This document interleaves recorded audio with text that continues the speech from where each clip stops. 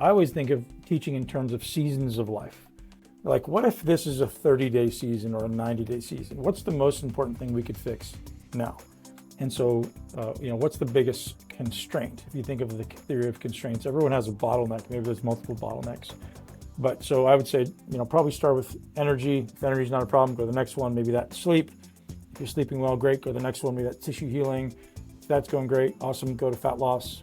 So fat loss is usually further down the continuum. People want to jump right into fat loss. Yeah. It can be useful, but if we fix all the other things, a healthy body wants to be lean. You say that, right? A healthy body wants to be very lean. Your body doesn't want to hold fat. It causes inflammation, it causes energy dysfunction. Like, you don't want to, no, your body doesn't want to be fat. Your body's fat because it's broken. Welcome to Breast Intentions, the podcast where we take off the bra of expectations and dive into honest, empowering conversations. We're your hosts, Nadine and Cynthia, two Canadian girls who swapped snow boots for flip-flops in the Cayman Islands. This is your space to feel seen, supported, and a little less alone. So grab a cup of coffee or a glass of champagne and get ready for your weekly handful of truth, wellness, and empowerment. Welcome back to Breast Intentions. Today's guest is Ben Pakulski, former IFBB pro and founder of Muscle Intelligence, now leading the conversation on cutting-edge health optimization. In this episode, we break down peptides through a female lens, what they are, how they work, and what women need to know before considering them. So on today's episode, we have Ben Pakulski from Muscle Intelligence. Welcome to the show. Thank you, ladies. I'm excited. Thanks for coming on. I think that this is probably the one, when I announced that we were going to have you on the show and talking about peptides, this is the one time that I was completely flooded with messages and everyone wanting to learn about it. And not only is this show for women in midlife and menopause, perimenopause, I do think that there's going to be a lot of guys that are going to be listening and are also going to benefit from this as well. But we'll try to keep it a little bit more focused for women in midlife and just ask you a number of questions around that. But maybe the first thing that I can have you do is describe peptides, because I think it's very, very confusing. It's one of the conversations that I have with a lot of people where they're like, do you even know what peptides mean? Yeah. So in the simplest explanation, they're signaling molecules, and signaling molecules that can elicit really specific signals inside the body. So sometimes when we take a hormone or we take a drug, which is often associated with a toxin, they have a very global impact. They can affect a lot of cells in the body, a lot of different systems in the body. Peptides are really short sequences of amino acids, between 2 and 50 amino acids generally. And amino acids are just these microscopic building blocks of protein. So between 2 and 50 amino acids in a specific order that can code for a very specific protein, a very specific thing in the body. And so many processes in the body are simply proteins that are either, they're impacting cells in a specific way. And because they're so short, they can cross through these cell membranes and turn on different functions of a cell. That's really what it is. And they're sort of easy to categorize or simple to categorize, I think. But what people mistakenly do, as you sort of eloquently said, is like they just broad stroke them. They're like, oh, all peptides. And you're like, well, it's really useful to like understand categorically what these things are supposed to do in the body, maybe a little bit about how they work. And whether or not they're useful for you. Even like understanding how they're manufactured would probably surprise a lot of people and probably dissuade them from using it. So I'm happy we can discuss a little bit. Yeah.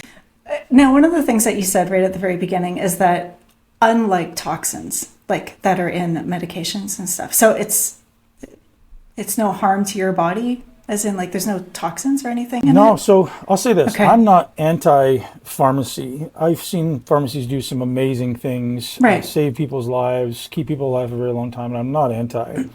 What peptides are doing, it's simply easily thought of as maybe a more natural pathway or a more natural mechanism to elicit a really specific target. And that's why that's useful and interesting, is because when we can specifically target a specific function, we can make specific changes. And so rather than, because oftentimes you take a medicine or you take a drug or a hormone, you have some positive benefits and a whole bunch of side effects. And with these limited functions of peptides, you can generally isolate and minimize the negative effect. To answer your question more specifically, peptides themselves aren't toxic.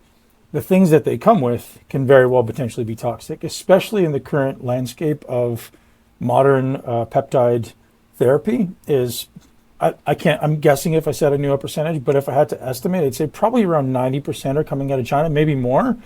And those ones coming out of China, we can't know for sure if they've removed all the toxins that are for sure there when you produce these things. So these things are produced in I think it's 4 different mechanistic ways.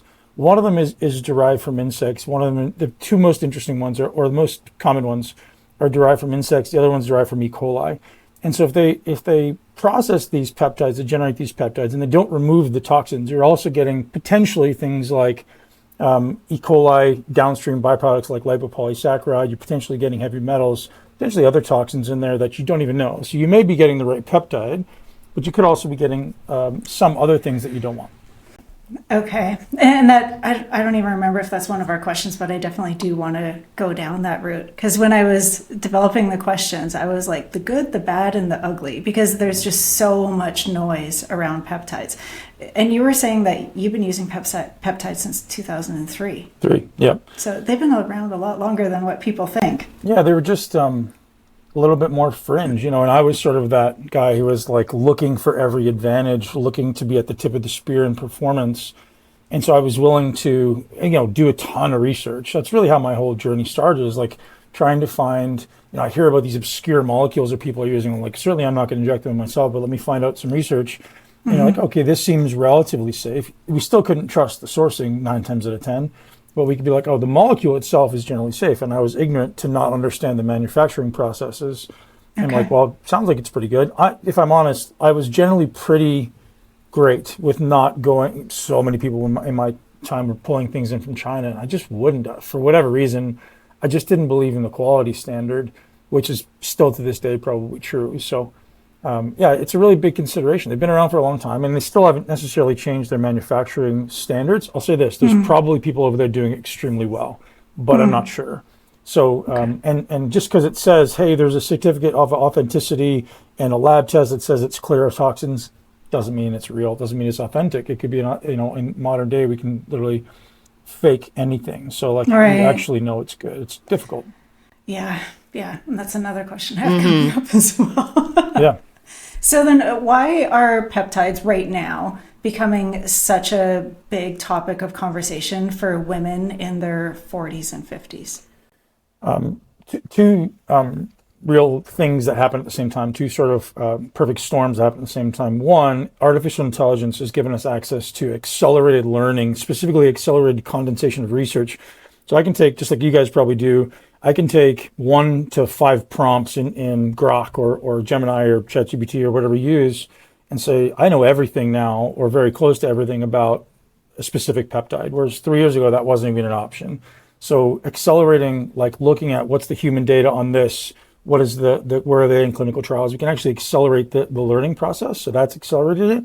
And also the advent of these GLP-1s, or at least the proliferation of these GLP-1s, where people are seeing crazy weight loss. It brings everyone's visual attention to this must be a peptide, which is, I think both of those at the same time being a perfect storm, as well as obviously huge numbers of media channels jumping onto it. Right. So everyone's seeing the incredible benefits. And to be truthful, the benefits are remarkable, but it doesn't come without some potential downsides and risks. And it's important that people understand that and certainly know their sourcing, know their dosing, even understanding their genetics, because your genetics are going to play into what what molecules are going to support you most effectively at the genetic level.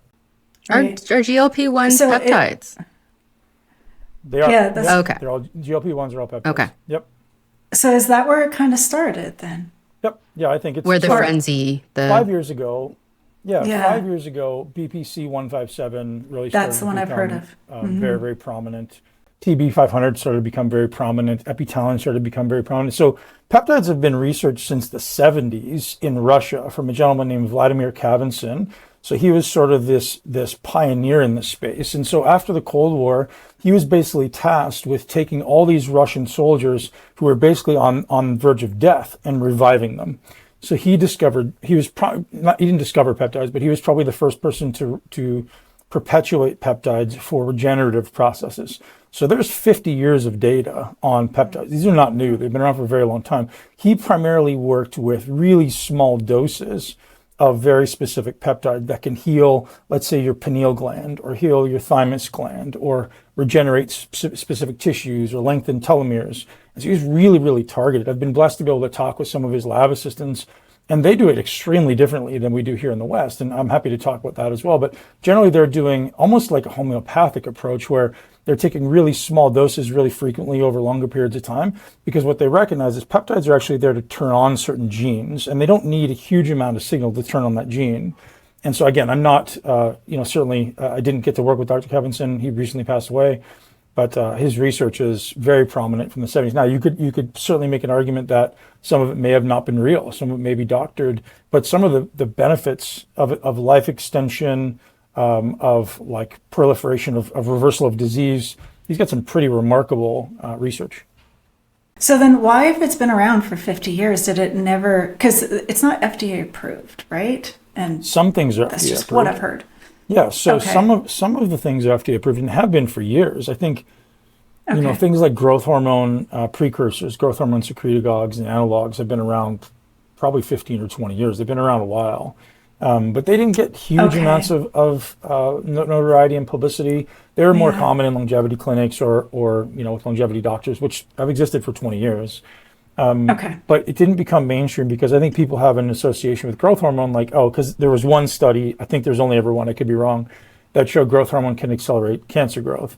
And so people are like, oh no, stay away from those. And if I'm not mistaken, I could be wrong, but there was one study, I think it was like the 70s or something, where growth hormone accelerated cancer growth, and they shut down the study because someone had, I think, stage 3 cancer went to stage 4, something like that. It was like very obscure cancer negative side effect. Again, I'm not a cancer doc, nor am I a peptide expert, but people should do the research to see if these growth hormone peptides are actually, because they work, but there could be some negative side effects.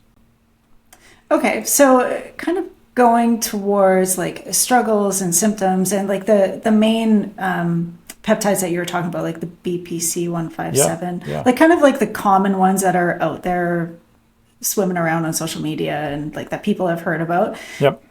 What does a woman benefit from, like, when using them? Like, why would a woman use them? So I think a better way to frame it, Nadine, is like going back to sort of what you said before, is like looking at symptoms. So like, what symptoms do women experience, say, post 35, post 40, premenopause, perimenopause? Well, many women will complain of loss of energy. Many will complain of fat gain. Many women will complain of like loss of skin quality, maybe like wrinkles or skin thinning, hormones degrading, things like this, poor sleep. These things are all specifically addressable with peptides. So we start with the energy equation. So energy is influenced by many things in the body. Hormones are a really big lever, but hormones can come with some other side effects, and they're pretty touchy. Women's are obviously very cyclical. So we can specifically address where 95% of the energy comes from the body, which is the mitochondria, and we can say, hey, are your mitochondria working really well? And so what does mitochondria working well mean? When we're young, we have tons of energy. The body can produce energy really, really quickly. As we age, the mitochondria become sluggish. They become dysfunctional. They die. So one of the primary focuses of everyone of any age should be like, what am I actually doing to optimize my mitochondrial function? So mitochondria are responsible for about 90 to 95% of the energy in the body. So if your mitochondria are dysfunctional over time, you're going to feel more sluggish. You're going to have lower hormone function. You're probably going to start to become inflamed, because mitochondria can also process inflammation. So everyone, if you're going to do anything from this conversation, like take action on a mitochondrial protocol to ultimately start producing more energy per unit time. And so peptides can support that. They don't solve it by any stretch. That's what I wanted to No, but ask you. they're a mechanistic benefit. So when you think of like mitochondrial energy production, there's multiple steps in this chain. There's multiple steps in the continuum that need to be supported and optimized. And there's a lot of really important stuff you can do. So mitochondria, the most important thing, two most important things I would say, are exercise, specifically movement, and light exposure. So if you're not moving well and your light exposure is crap because you're getting blue light 16 hours a day, you're going to feel bad. So and if hormones are bad, but hormones are downstream. So the way to think of it is hormones are like multiple steps down the continuum. They're at the end of the road. The thing that's at the beginning of the road is mitochondrial function. So mitochondria are going to drive energy production, which can drive hormone, can drive cellular function. And if the mitochondria aren't working well, then we have to fix that because that's more of the root cause, whereas low hormones is more of the downstream symptom. So movement, light exposure, fasting, diet high in polyphenols, those are like primary as far as mitochondrial function, whereas other things can be much further downstream. I'll let you ask. Now, one of the things, and this is probably my favorite post that you had made, is you can't just go and use peptides if you are not doing the work on your end, from a nutrition side, from an exercise side. And to be honest, they're prominent down here. And the amount of people that I can tell you, and it's probably seen, in North America and stuff like that too. But people don't actually know the reason for why they're taking it. They have girlfriends that are doing it, and it's called like this glow one that's like super popular. Yep. And so they actually don't know why they're taking it. They just heard it's really good, but they actually don't know what it's doing. And two, they're also doing anything to better themselves. Right. And it's huge right now. So let's talk about that a little bit. So there are definitely peptides that if you just take those and do nothing else, you can see improvements. So that's how this gets perpetuated, right? So with your GLPs, they'll suppress appetite. Most people overeat. So there's no question that taking GLPs, whether it be Ozempic or tirzepatide or retatrutide, and those are the sort of 3 stages of GLPs, you will eat less for sure. And if you just eat less, well, maybe you'll have better mitochondrial function because the mitochondria become sluggish if you overeat, and certainly overeat bad food. Mitochondria get a lot of reactive oxygen species, which sort of slows down their function. So you get rid of some of that. You get rid of some of the inflammation. Like, I just feel I have more energy. So just taking them can have some positive benefit, but it can also have some negative benefit. So there's always trade-offs. On the glow side, just taking glow alone, to be honest, will benefit some people, at least in the beginning. I don't necessarily think so there's 3 molecules in there. One is BPC 157, one is TB 500, and one is GHK and copper, GHK-Cu. And I don't really believe taking those 3 together is a good idea. I think BPC is really specific to tissue healing. If I wanted to heal a joint issue, or I have just overall sort of soreness and achiness in my joints, that can be really useful for a specific amount of time. And then TB 500 can be really specific for healing muscle tissue. So you may notice you get less muscle aches after you work out, or less overall muscle pain. TB 500 can be very useful for that. But there's a different frequency of administration and a different dose. And then the GHK, to be honest, I think if I'm going to take any peptide for the rest of my life, GHK might be it. But I wouldn't necessarily take BPC and TB 500 all the time, right? So those things, I don't think globally, speaking with broad strokes, they should be taken together. You should understand how to dose them. I get why people do, because 1 injection is better than 3, but you could take them less frequently. So I think and GHK also can be taken topically. So that's an interesting thing to look at too. Like a gel or something like that? Yeah, they make them into creams and lotions. In fact, I guarantee some of the creams you guys are taking already have them. They just call them copper tripeptide. Yep. Oh, so is it like the lotion that you put on your face and they Correct. say it's it has peptides in it? Yep. Well, hold on. Don't broad stroke because they can say peptides and it's not the right peptide. Usually it's called copper tripeptide. Okay. When Nadine and I were first talking about having you on and having this conversation, I didn't know much about peptides, and I said, "Well, I think I've heard about it in skincare. Yep. I think you can do microneedling and have peptides. Right? Is that different?" No. So Okay. maybe. The answer is maybe. I'm not sure what. So remember, peptides It depends are not, on what they are. Right. There's an infinite number of potential peptides, anywhere between 2 and 50 amino acids, and it could be literally an infinite number. So you have to be like, well, which peptide is it? Because if it's GHK-Cu or just GHK without the copper, you can actually get great benefit from it. That one's got tons of research behind it. Whereas BPC is also very useful. I'm not sure if it's useful topically. Some people are trying it topically, but I don't know that it's got great evidence there. TB 500, on the other hand, wouldn't be useful at all topically. So you have to sort of look at the length of the peptide chain. Okay.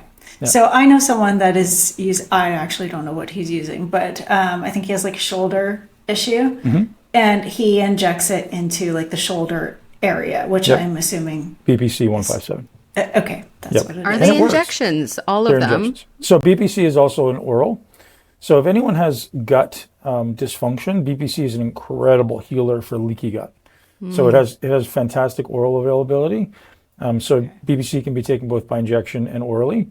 I generally believe in it, actually for both. I generally believe in it for amazing tissue healing quality and amazing gut healing quality. It's naturally derived from the human gut, super healthy, may have some side effects. Long-term use seems to have some potential negative effects. But generally the protocol is going to be, depending, if there's an acute injury, 4 to 5 days at a slightly higher dose. Or if it's a chronic thing, you can do it for 3 to 4 weeks at a slightly lower dose. But taking it longer than that, I would generally say is probably not a good idea. Okay. So no matter if you have a sore shoulder and something going on, you can inject there, or you're going to take the BPC 157 orally, you still have to do the work. Yeah. Like, well, you can't have a shitty diet and like take correct. BPC. So if you're orally, taking right? BPC orally, the question is, well, why do I need to take it orally? Chances are you have leaky gut. Why do you have leaky gut? Because you're eating some bad foods. Maybe you're drinking alcohol. Maybe you're taking pharmaceuticals. If you keep doing those things, it's not going to change. Yeah, you can't. Right. It's not a Band-Aid.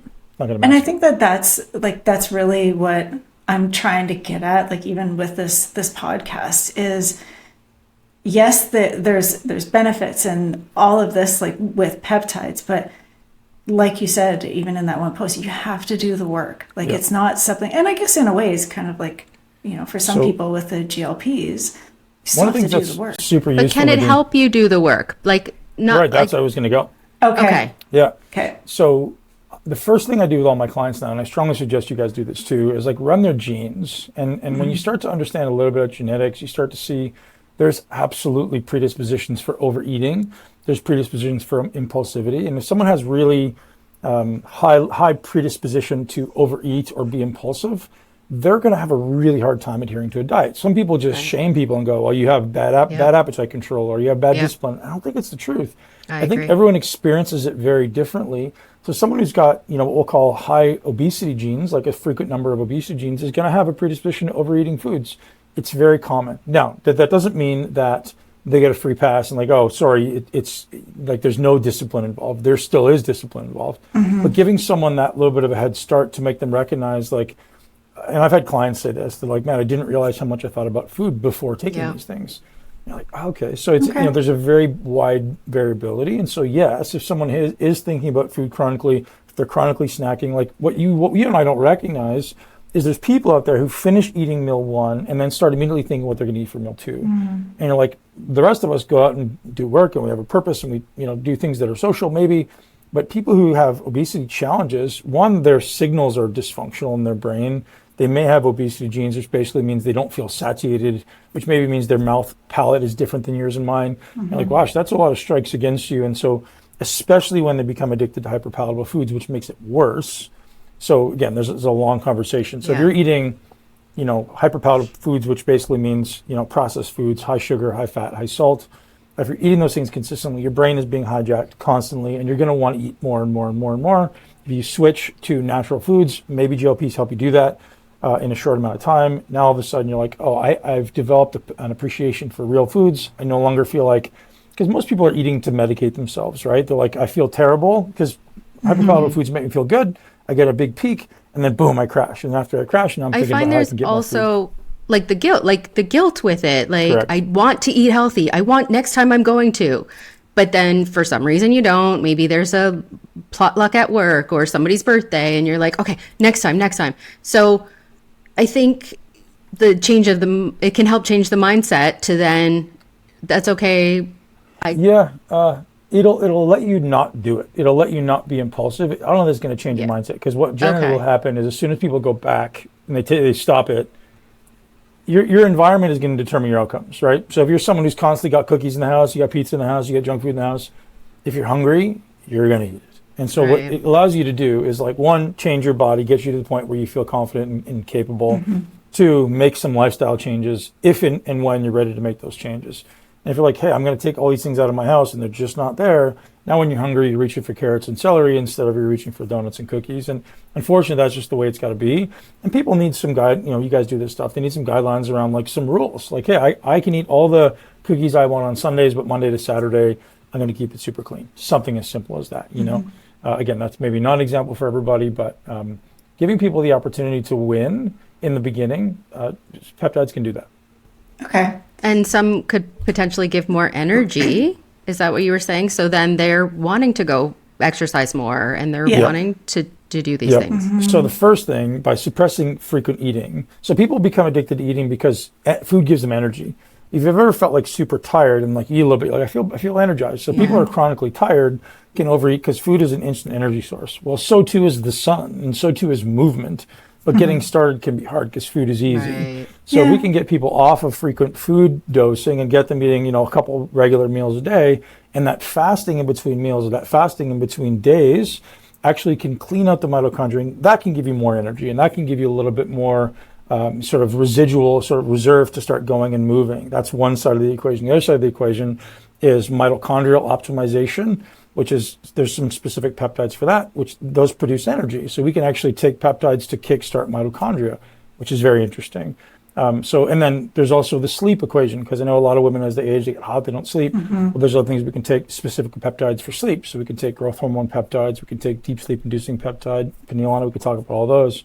If that's a category you guys want to help people support, is because these things do work. They're not going to solve all problems, but they can certainly help move you in the right direction, at least put you on the right trajectory. Okay. Now, let's say a woman is using peptides. What does a timeline look like for someone who is using peptides? Like, we're going to start the glow one or something like that. Like, do you use it forever? Or when do you know when to stop? Or like, as soon as you stop, as soon as it stops, does everything stop as well? No, I think it'll be a gradual upslope and then a gradual decline in general. Okay. But same with GLPs. Like GLPs can stay in your system for a few weeks, and then once they're gone, your appetite's going to come back just like it was before. So you have to develop some lifestyle habits that allow you to not go back. So yeah, the answer is every peptide can work differently. Some of them actually heal. So as an example, there's a peptide called SS31, which can actually heal the mitochondria. So long-term SS31, I think, is a miraculous thing. It's amazing for people who have heart disease, amazing for people who have heart attacks. There's a ton of research around that. Remarkable peptide. It's a bit tricky because the dosages are pretty high, so it's pretty cost prohibitive. But to do it for 3 months, daily administration, we'll see remarkable shifts, or data has seen remarkable shifts, research has seen remarkable shifts in like healing heart tissue that's damaged from heart attacks and healing mitochondria. So mitochondria, as they age, they sort of become leaky. And when they become leaky, they don't produce energy really well. And so these SS31 can sort of put the building blocks back in place so you can start using the mitochondria more effectively and produce energy better, so more effectively. Okay. Yeah. My last question before I hand it over to Cynthia is, what do peptides not do that social media is kind of feeding people that they do? Solve all your problems. Yeah. I think a good way to think of it is 10-80-10. So what that means is the first 10% is going to be, you can support, right? So you can support the first 10%. So if someone needs a kickstart, the first 10%, like I can give you a GLP to suppress your appetite. I can give you a G to improve, or a MOTC to improve your energy. I can give you an SS31 to help mitochondrial regeneration. And then the 80% is used. The 80% in the middle has got to be like, you got to put in some work. You got to use that time to create a shift. And the peptides can also come in and support with the last 10%. And this is where you see these super high achievers being like, I went from 10% to 4%. Like, yeah, that makes sense. Yeah, we can do that. We can extend, maybe extend longevity. We can maybe extend life by healing tissues. We can extend telomeres, but it's not gonna. You're not gonna extend telomeres for someone who's 50 pounds overweight. It may, but you're not going to get the same overall benefit. So 10-80-10 is a good way to think of it. That is a good way. Yeah, that's good. Yeah. That's helpful. Mm-hmm.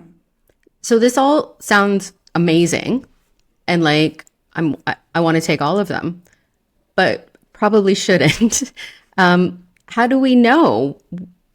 How do we know which ones we should be taking? Or I guess, yeah. The real answer is talk to your doctor. Yeah. Right? But unfortunately, doctors generally aren't up to speed on these things. So that's why people are looking at internet experts, or quote unquote experts, like, hey, what should I take? And they're just throwing stuff at the wall to see what sticks. So the unfortunate reality is there's not a huge number of experts yet on these peptides. So again, so I sort of started down this path of like understanding mechanisms. So we have, let's say we have some peptides that can heal tissues. We brought those up, PPC 157, TV 500, GHKCU.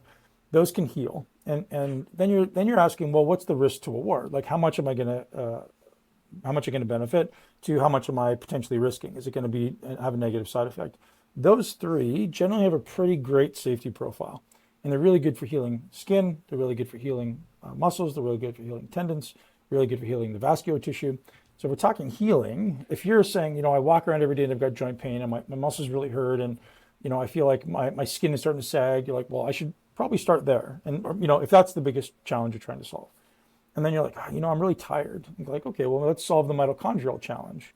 And so like mitochondria is, I think most people should start at the base with mitochondrial optimization because energy is upstream of everything. Energy is the root of all challenges, most challenges in the body. So if you're really lethargic, you're tired, you don't have the energy to train, you have low hormones, mitochondrial optimization can help. But it's multifactorial.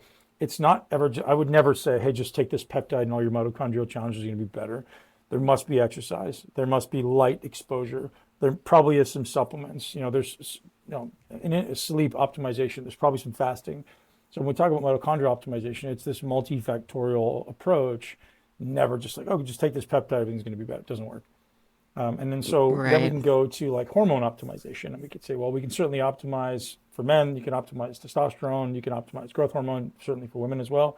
And then those hormones also have benefits of fat loss. So there's specific things that you can take to increase fat loss. Well, that's really interesting because a lot of people, as we age, start to accumulate fat that we want to lose. So I would think sort of mechanistically, and I always think of teaching in terms of seasons of life. Like, what if this is a 30-day season or a 90-day season? What's the most important thing we could fix now? And so, what's the biggest constraint? If you think of the theory of constraints, everyone has a bottleneck. Maybe there's multiple bottlenecks. But so I would say, probably start with energy. If energy is not a problem, go to the next one. Maybe that sleep. If you're sleeping well, great. Go to the next one. Maybe that tissue healing. If that's going great, awesome. Go to fat loss. So fat loss is usually further down the continuum. People want to jump right into fat loss. Yeah. It can be useful, but if we fix all the other things, a healthy body wants to be lean. You say that, right? A healthy body wants to be very lean. Your body doesn't want to hold fat. It causes inflammation, it causes energy dysfunction. Like you don't want to. No, your body doesn't want to be fat. Your body's fat because it's broken. Are there people who shouldn't even consider this, like who should not even consider using peptides? Yeah, at all. I'd say like 90% of people shouldn't consider doing peptides because the source of them is really bad. So unless you have, let's talk about that. Yeah, unless you have a really reliable source, it's extremely. Again, I don't know sourcing. I'm not testing every batch, but if there's a website called Finric, you guys check out FINRICK. Finric. They post their testing. They test a lot of companies. You can send in your stuff there. You can literally say, hey, sometimes it's got what it says in it, and sometimes it doesn't. So there's two considerations. One is, does it have what it says on the label? So I'm taking retatrutide. Does it actually have retatrutide in it, and how much? So if it says 10 milligrams retatrutide, it should have 10 milligrams retatrutide. Now there's a consideration of degradation over time, because if this was made in 2022 and it's 2026, there's going to be less. That's normal. Right. There's a degradation over time. But and the other side of the equation is, well, what else is coming with it? So is there some other toxins or heavy metals or things that I don't want to put in my body that are there that could potentially cause other issues, and which, by the way, is extremely common. Not only is it common, it's remarkably common. Not only is it common to like see the side or see the toxins present in the tests, it's also common to see people who have side effects from taking peptides. Okay, that's what I was going to ask. So, are there risks to not having it from a reputable source or not, or from huge. And here's the truth. Like we could get sick. There's even a risk of taking it from reputable sources, because I know people who are taking it from a compounding pharmacy in the U.S. and still getting sick, getting poisoned. And you're like, so, the answer is for sure. And so you have to be very cautious on your sourcing. And the biggest mistake is, so I'll give you an example. I have a price list of peptides from China. If I want to import them from China, I have people all the time like, oh, look, I import from China. Check out my price list. It's like, I'm not going to say what product, but let's say product A in China cost me $7 a bottle. Here it costs me $140 a bottle. You're like, well, It makes sense why people are going to go to China, or they're going to be like, oh, I can, if I'm paying $7 and I'm distributing this stuff, I can sell it for 25, 30, 50, and I'm making tons of money. I'm happy. Yeah. But if you're getting the one that's made in North America and the cost at the manufacturing level is 140, now they're selling it for 300. So now you're comparing a $50 product against a $300 product. In your brain, you're like, oh, these are exactly the same, but they're not. They're probably not. Like, how do you know? So I'd say like, be super cautious. Yeah. Okay. Now, since you brought up cost, we've heard that GLP-1s are expensive. They're not cheap, but by any means. Is it similar for the other peptides? It's a pretty wide variety. Is it? Okay. Yeah, I'd say GLPs are more expensive because you're obviously paying for the pharmaceutical marketing. They pay billions of dollars to get these things processed. Right. So it's going to be more expensive for sure. And like the US versus Canada, for example, Canada's Ozempic, I think, is $200, $220, something like that for, I forget how many milligrams, maybe 2 milligrams. Whereas in the US, that same thing will cost you $1,200. So it's 5 to 6 times the difference. Okay. Very big difference. And so you're like, well, that's huge. So like, what's expensive? Everything's different. But yeah, other peptides are similar, depending where you're getting them from.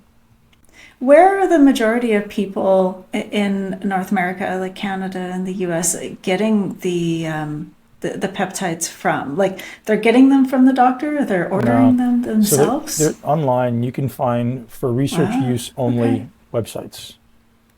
So if you're doing your research on yourself, quote unquote, you can technically buy them. It's not illegal. So that's how that happens. So these people are, again, I'm not all suppliers, but a lot of them are importing from China. It's very common. Like I said, some things from China are fantastic. Some things are not. You're rolling the dice. People but there are companies in the US that are making them as well? Yeah, there are. And so if you get them from them, you're just paying a premium for it? Yes. I see. Yeah. But you also can't overly guarantee the quality, no matter where you're getting it from. So compounding pharmacies are interesting. So they're privately owned, but they're constantly inspected by the FDA. So they're constantly being audited. They're constantly being inspected. So as long as they're being inspected, they're following the guidelines. However, in the last 5 to 7 years, I don't know how many, maybe 3 or 4 compounding pharmacies have been shut down for malpractice, meaning they weren't doing, because the extraction of these toxins is expensive. So they just don't do it. Like, it's okay, push it out, throw it a batch. And all the time you'll see recalls, like even on things that are super common, like testosterone gets recalled all the time. Like, hey, there's E. coli in there, don't use it, you're going to get really sick. Like, there's recalls constantly from these different compounding pharmacies. Then they get investigated by the FDA and get shut down. So even if it's reputable, you're like, you're still kind of like, do you actually trust this company, or are they trying to cut corners? Right. Yeah. Right. Yeah. So common mistake would be, not knowing where your peptides are coming from. Are there other common mistakes as well?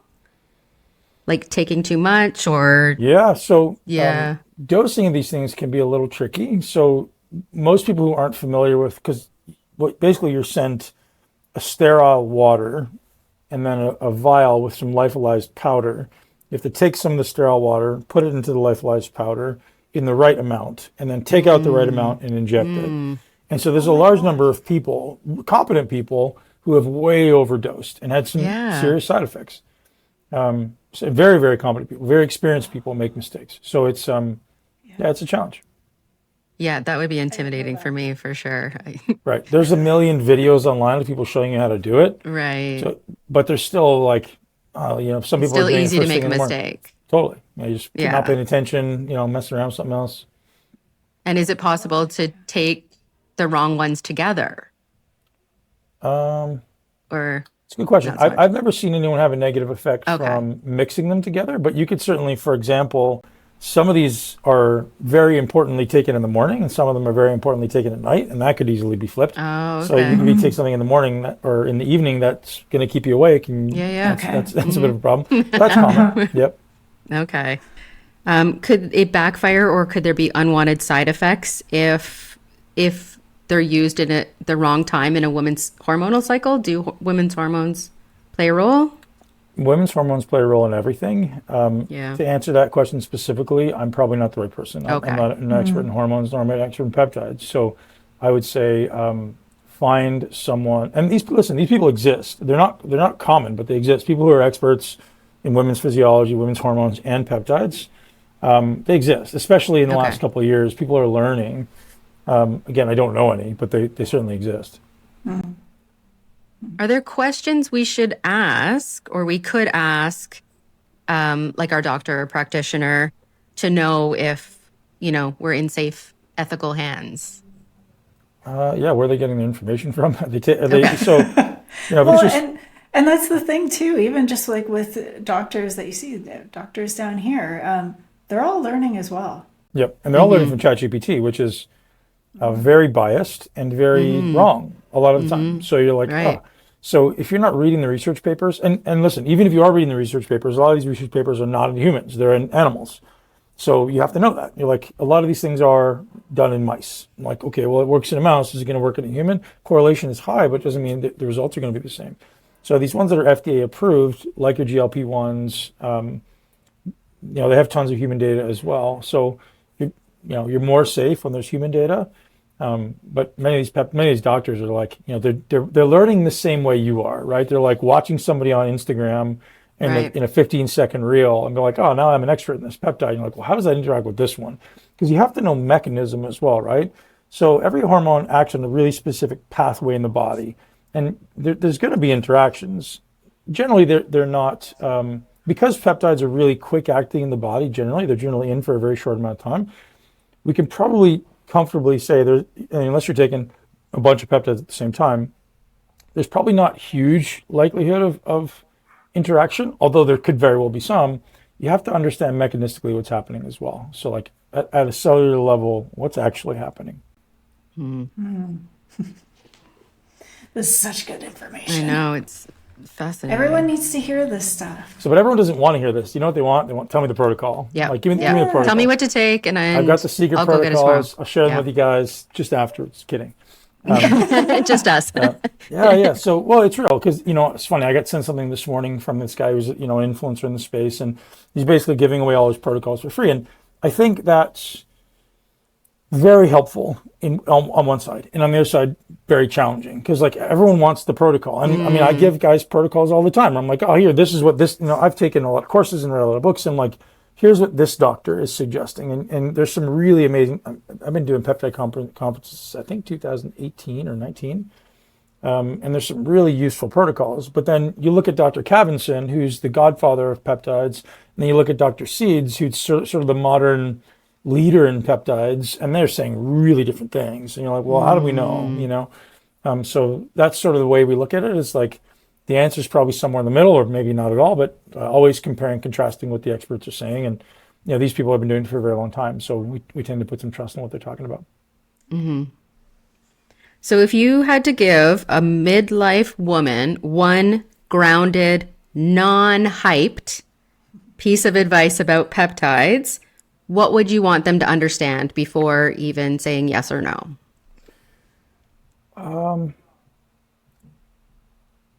Only use it if it's going to enable the action that will change your life, or the activity that will change your life. As an example, if you tend to overeat and you're like, you know what, I'm going to eat myself to death. I'm way overweight. I'm on the verge of diabetes and heart attack. Well, then, maybe GLP makes sense only if it's going to enable you to not eat and to move. And so you have to know what the linchpin, I always talk about the linchpin sort of activity is, or action is. And so for many people, the linchpin is, well, like, don't eat as much. Like, maybe you can fast a little bit and then move, because not eating is not enough, right? So generally what happens when people don't eat is they lose weight, but they keep all of their intramuscular and visceral fat. So intramuscular fat is like that marbling, like you see like a Wagyu beef, but marbling, that stuff is terrible for your body. And the stuff in and around your organs, the visceral fat is terrible for your body. So if I just don't eat, I'll lose some fat, I'll lose some muscle, but all that marbling still stays there, all that visceral fat still stays there. And if I'm not moving, ideally not just walking, ideally exercise in the gym, ideally doing something more intense, I'm still going to have all that marbling, I'm still going to have all that visceral fat. So you're going to be a smaller, equally as unhealthy, equally as sick version of yourself. That's not good. So you have to find the maybe the peptide, or maybe the activity, or the whatever it is, the protocol that will enable the linchpin, which is almost always exercise, sunlight, less food, right? Eliminate snacking from your life. Snacking is not a, this is perpetuated by bodybuilders. Snacking is not a normal, I mean, it's not abnormal, but it's not a needed activity. People snack because they're bored. People snack because it gives them energy temporarily. Like, just eliminate it. Probably easier said than done. Right. And that's true for any of the peptides. Like, if it's one that will give me more energy, again, moving, getting sunlight, all those, No, like, if that will help me. I don't want a broad stroke. So, because Okay. like I could tell you that if you took MOTS-C, so it's MOTS-C, MOTS-C, 50% or 60% of people see a significant benefit. 40 to 50% of people see no benefit. And so you're like, well, you could take that and it may give you some more energy and you may feel temporarily better.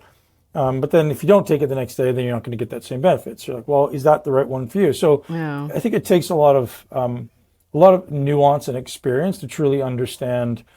Like, I don't want a broad stroke and say, this one's going to give you more energy, therefore you should take it. Don't do that. Right. Yeah, don't do No, this is great, Ben, because I think a lot of people think of it as, this will give me more energy. This will give me XYZ.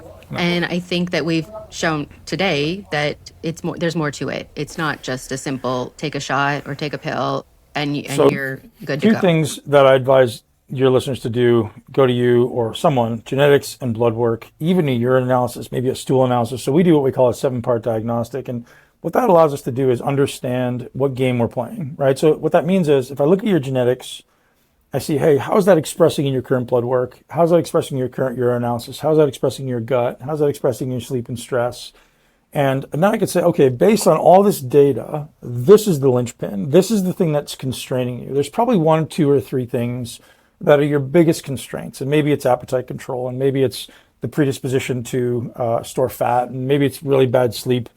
But we're going to find those things, and we're going to say, this is the 1, 2, or 3 things that are most important to you, and we're going to address that specific thing. Because if we address the constraint, generally everything else starts to get easier. But you can't do that by guessing. 3 to 5 years ago, we would have really educated guesses, right? Like, we didn't really have good genetic data. It kind of sucked.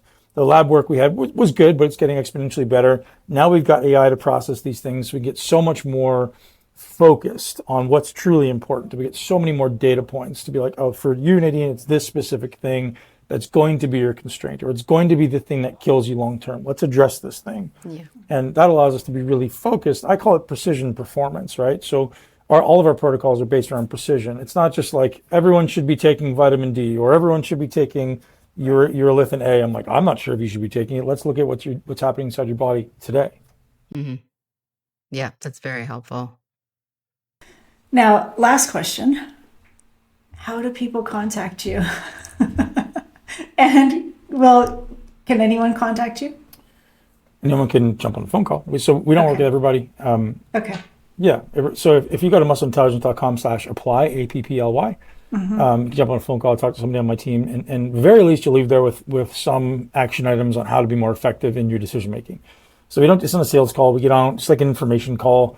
We want to learn everything about you, and like what do you need to do? What do you want to do? Sometimes it's really simple. Sometimes it's very obvious. Sometimes it's way more complex, in which case we either can help or we upgrade to somebody else. At very least, you're gonna leave with some direction. We always say, like, hey, we're gonna see if we can help you. If we can, we'll let you know how we can. If we can't, we'll refer you to someone who can. We sort of like to stay in our lane. As I said, we work with men over 40 who are high performers.